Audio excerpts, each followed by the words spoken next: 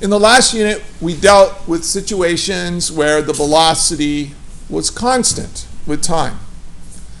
And I want to review that a little bit before we get to, the situation we're going to deal with today where the velocity varies with time. And so let's take a look at a situation.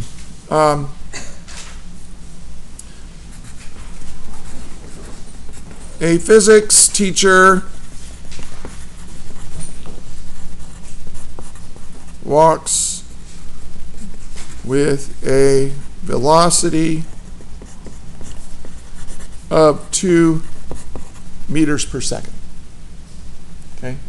That's me when I'm in a hurry, walking across campus. I walk at about 2 meters per second. That's pretty fast walking. Most of you walk about like 0.4 meters per second. I don't know how you can stand walking so slow, because there's just too much to do in life to walk that slow, but whatever. I walk with the velocity of 2 meters per second, and let's say I walk at a rate of 2 meters per second for, 10 seconds.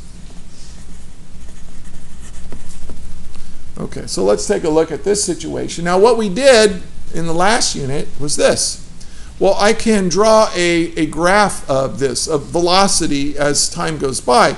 And here the velocity is constant, right? So what does the graph look like? 1, 2, 3, 4, 5, 6, 7, 8, 9, 10. This is time in seconds. Well, first of all, you can tell right away, well, actually, before I get to that, this is velocity in meters per second. And now, what's this graph going to look like, right? It's a constant, right? And so it doesn't change with time. So at t equals 0, I'm going 2 meters per second. At t equals 1, I'm going 2 meters per second. Let me put 1 and 2 there. And so really, this is a horizontal straight line. That's my velocity graph. I don't change my velocity with time. But am I changing my position with time? Oh yeah. Because look, each second I change my position by 2 meters. And remember, and this should be review, remember we said that the area underneath this velocity versus time graph, it represents my displacement. And displacement is how much I change my position. And each little square right here represents 1 meter of displacement. So I can draw the little squares, and count them. Or I can just say, oh, okay, let's just take a look at the area underneath this graph. Okay? And I can say, oh, okay, my total displacement was 20 meters. Right? Everybody follow that? If I walk 2 meters per second for 20 seconds, I'm going to change my position by 20 meters. Easy. Okay? Now I can draw the position versus time graph from this graph. So let me do that. And now the first thing I have to do is I have to identify where am I going to start. Because there's nothing in this graph that tells me where my starting position is, right? I mean, if all I gave you was this graph of velocity, you can say, oh, okay, you walked, you changed your position by 20 meters. Your delta x is equal to 20 meters, right? But you have no idea how, you have no idea where I started on my x-axis. So what do I have to do? If I'm going to draw the position versus time graph, I have to say where I started. Okay? So, that has to be given to you. So here's 1, 2, 3, 4, 5, 6, 7, 8, 9, 10. This is time in seconds. And let's just go 5, 10, 15, 20, 25.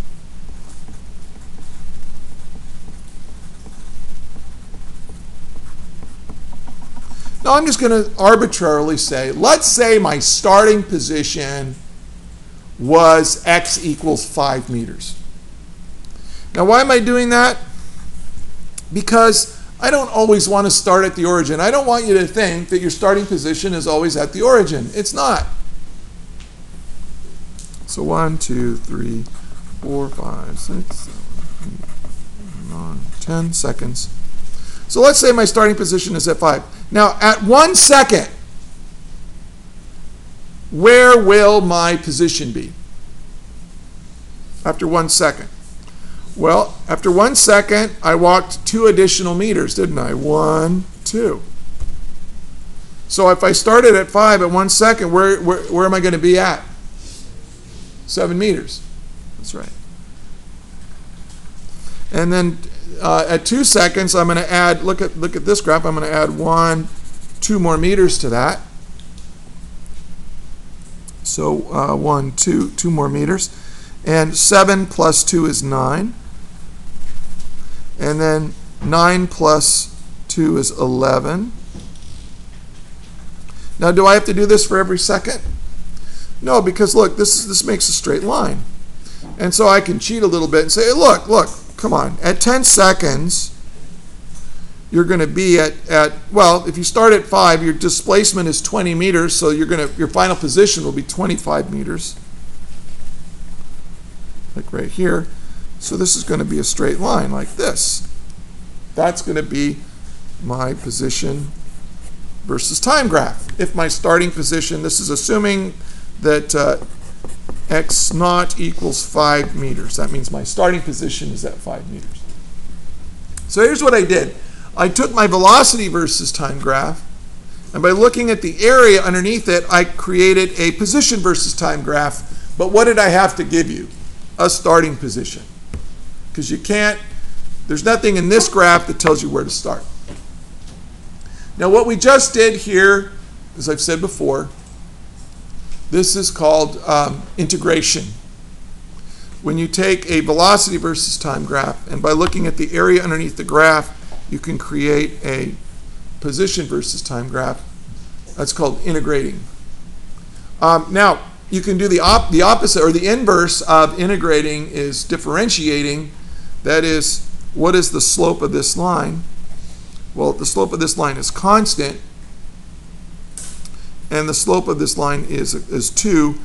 So I could give you this graph, and then you could create that graph, and that's called differentiating. Okay, and one of the fundamental theorems of calculus is that integration and differentiation are inverse operations, kind of like multiplication and division are inverse operations. Like if I go 5 times 2, I get 10. But if I take 10 divided by 2, I get back to where I started. I get 5. So that's an inverse operation. When you do when you do the 2 operations on something and you get where you started from, you get your original thing back. Those are called inverse operations, like addition and subtraction. If I go 5 plus 2, I get 7. If I go 7 minus 2, I get back to 5. So addition and subtraction are inverse operations. Well, so are differentiation and integration, except you have to give the starting position when you integrate. And that's something you'll learn about the details of in calculus. I'm just saying this because 90% of you are going to be taking calculus if you haven't already had it. So this is going to hopefully be really helpful to you. So this is what we did last time. The velocity was constant. But that's so boring. I mean, objects change the way they move as time goes by. Objects, their velocity will increase with time. So let's look at a situation where an object's velocity changes with time.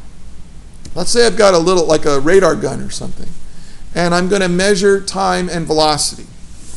So here we're going to get to changing velocity. Suppose that I give you velocity in meters per second at various times. I'll put time over here. Time in seconds. And so what we'll do is, I'll say at time t equals 0, our velocity 0. We'll start from rest. We'll start really simple. But then at 1 second later, I measure how fast this object's going, and it's going 2 meters per second. And then I look a second later, I measure how fast it's moving, and now I see that it's moving 4 meters per second.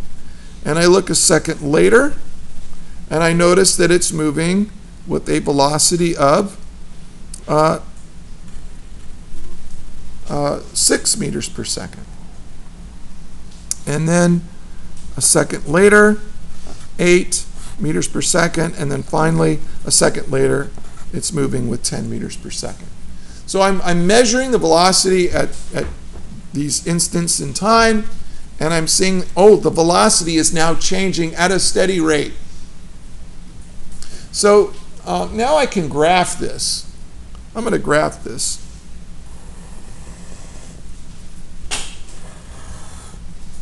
One, two, three, 4, 5.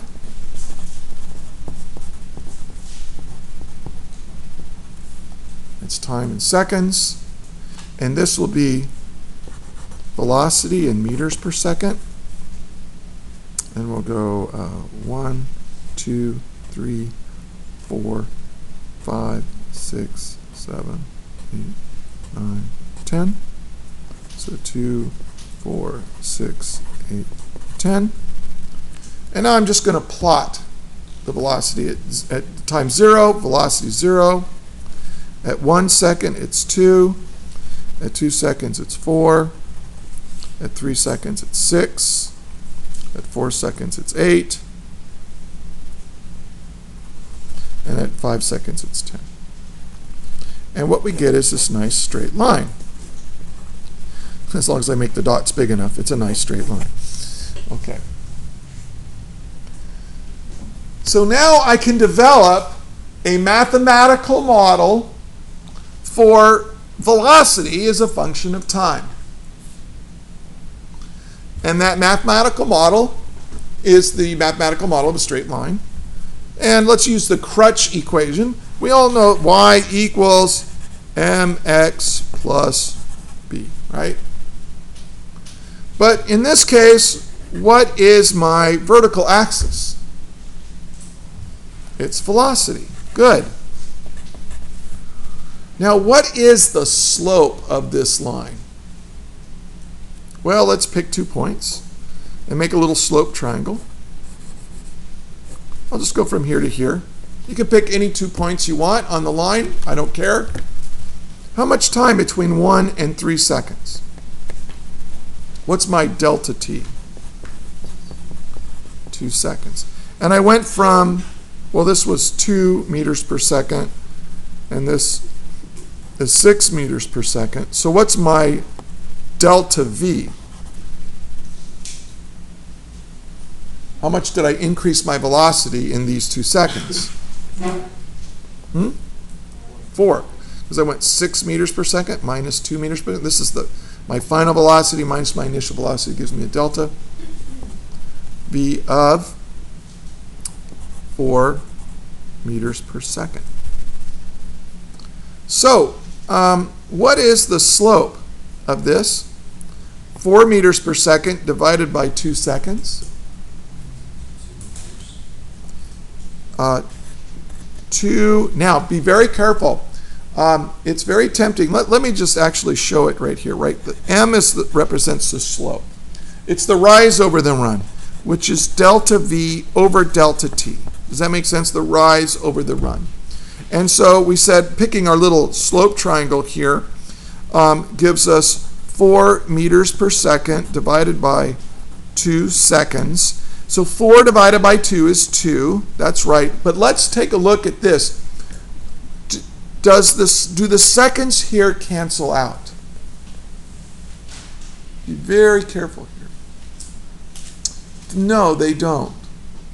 They don't cancel out. Let me show you over here. If I have a meter per second divided by a second, okay, this is kind of what we have. Now, if I were to write this another way, I could write this as meters per second, there's the numerator, times the denominator, which is 1 over seconds. When I multiply this together, what do I get? What is meter times 1? Meter times 1 is meter. Now what is second times second? It's seconds squared. So the seconds don't cancel out, they multiply to get seconds squared. Now what the heck is a second squared? I have no idea. That makes no sense to me. Mathematically, it's true. But for right now, I'm not going to think of it in that way. I'm just going to leave it like this. Okay? Now, what does this mean right here? This 2 meters per second every second. What does it mean? Yes. It means every second I'm increasing my velocity by 2 meters per second. I'm adding 2 meters per second every second. Okay, does that make sense? Okay, I'm adding 2 meters per second to my velocity every second. Okay, times, now, that's my slope. And I'm just going to leave these very awkward units like that. Now, later on, we'll call it meters per second squared. Why? Because it's a little tiny bit easier to write down. But I'm going to tell you, if you like meters per second every second, if you go the rest of the school year calling this meters per second every second, thumbs up for you. Okay? I'm going to click like on that. Okay, that's perfectly fine. Nothing wrong with that. It just takes a little bit longer to write. So most people will write it like this. But it's just a shortcut. This is what it means. Okay, now what's my horizontal variable? It's time. Plus, now in this case, what is my y-intercept here? 0. The b is 0. So this is my mathematical model for velocity. Now, yes, question? If it were a different number than 0, what would be the unit? Would it be meters per second? Yes. The question was, what if this was, if this if this was up here, for example, what would this be? This would be like 4 meters per second. And look, that's what you have to get. Because look, 2 meters per second every second times time, well, that's going to be in seconds. And the seconds in that time will cancel one of the seconds here, leaving meters per second. So this term has to end up in meters per second plus something in meters per second to get velocity, because it's in meters per second. Okay, so this is my mathematical model. Now this right here, this slope, the rate at which I change velocity, is a very special name. This delta v over delta t is called acceleration. Now it's actually called average acceleration, but we're not going to worry about that right now. I'm just going to call it acceleration. And we use the letter A. So A equals delta v over delta t, and this is by definition. And this could be a starting velocity here. So now we have a mathematical model that describes velocity as a function of time if you have a constant acceleration. That is, this slope, the slope of this is constant. And that's what we're going to be dealing with in this class. In this unit is acceleration that is constant over the whole time that we're looking at. So here's my mathematical model for velocity. V equals acceleration times time plus my velocity when time was equal to 0. Okay, so this is an equation that we will use a lot. I'm going to develop that later. But here's what I want you to do here. We're going to take these data, and I'm going to have to zoom out so I can get everything on screen.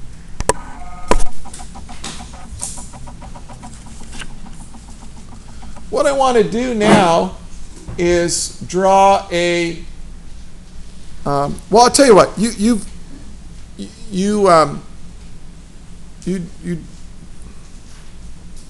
I'm just going to do it right here, which is kind of cheating, but I'm running out of time, so I have to cheat a little bit. What I want to do, I'm going to ask you this question. And this is the big idea of the day, so really focus your brain right now. Obviously, I've got some displacement here, don't I? I mean, if I start off going 0 velocity, but then I'm going 2 meters, then 4 meters, and then 6 meters, I'm actually going somewhere, right? I mean, I'm changing my position. How do I figure out what my change in position was for these 5 seconds? Well, how did I do it for these 5 seconds? Or these 10 seconds, I should say. Well, I said the area underneath the velocity versus time graph is my displacement. Well, even if my velocity was changing, I could still count the number of squares underneath it. So here's what I'm going to do. I'm going to take this graph, and for these 5 seconds, I'm going to say my total displacement was the area underneath the graph. So what I'm going to do is this. I'm going to figure out what the area underneath the graph is and figure out what my total displacement is each second. But what do I have here instead of little squares? What have I got? Let's say that this is time in seconds, and this is my displacement in meters.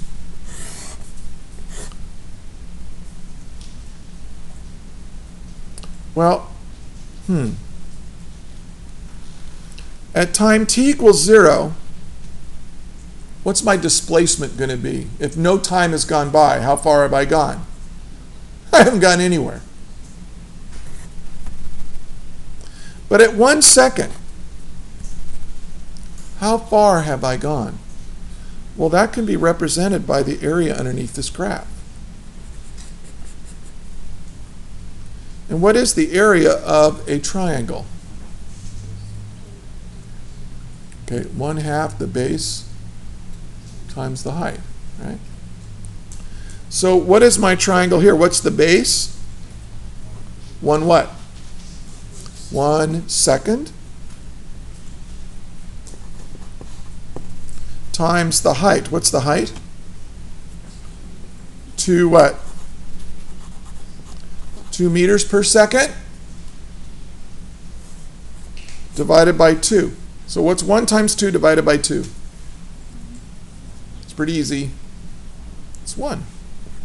We've gone 1 meter. After 1 second, we've gone 1 meter. But look at this next second.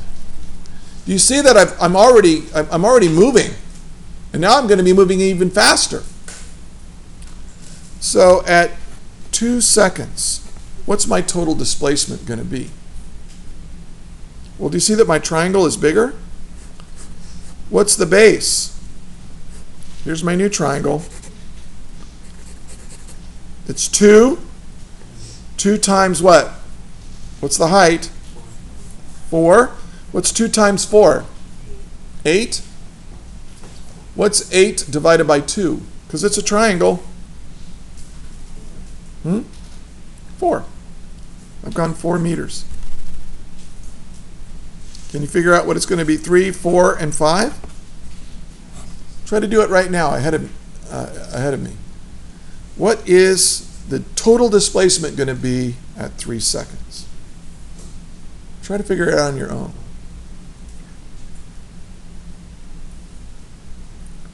Okay, well, let's see. At 3 seconds, the base is 3, and the height is 6. What is 3 times 6? 3 times 6, 18. Divided by 2, because it's a triangle, it's 9. At 4 seconds. Try to figure it out before I do. Let's see, 4 times 8 is 32. 32 divided by 2, 16.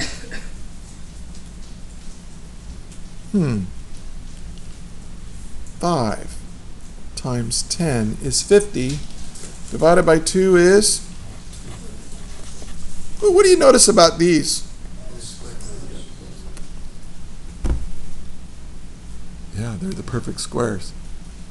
This won't always happen. They won't always be perfect squares, but they'll always have that perfect square kind of pattern to them, as we'll see. Now, if I were to graph this, let's just say, to make things easier, that my starting position will be 0. I will start at the origin. So 1, 2, 3, 4, 5.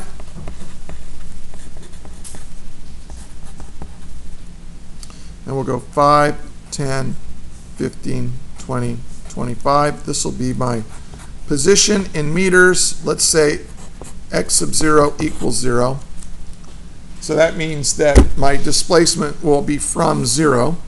So at 0, we're at 0. At 1 second, we're going to be at 1 meter. Well, this is 5, 10, 15, 20, 25. So this will be 1, 4, 9, 16, and 25.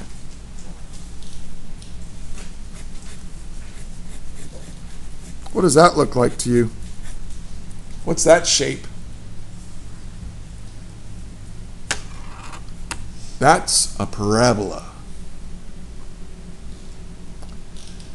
If your velocity is increasing at a steady rate, your position versus time graph will always make a parabola.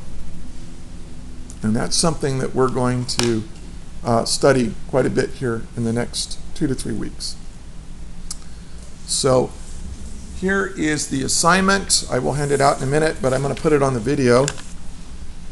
And by the way, on YouTube, this really does look pretty good. You can actually get it off of YouTube. So if you lose this, so here's what I want you to do. Here are our velocity and time data. I want you to graph the velocity versus time data. I want you to write a mathematical model for velocity as a function of time. Then, using the area underneath the velocity versus time graph, I want you to write a data table for the position of the car as a function of time, assuming that the starting position is 0. Then part D, I want you to graph the position versus time graph for the data you've calculated in part C. Just like we did in the example. If you forget, I'm going to upload this to YouTube. You can watch it. Now here's the big thing, and the bell's about to ring, okay? You got 1 minute left. Make this graph neat and big. Half a page, at least half a page, because you're going to use these graphs on the next assignment. If you don't make these graphs neat and big, you will have to redraw them in assignment number 2. So those of you who make small little itty-bitty graphs, I want them big. Now, hey, the velocity versus time graph doesn't have to be very big. But the position versus time graph should be huge. Should be at least half a page. Okay, and you only have to draw 3 of them. That is all.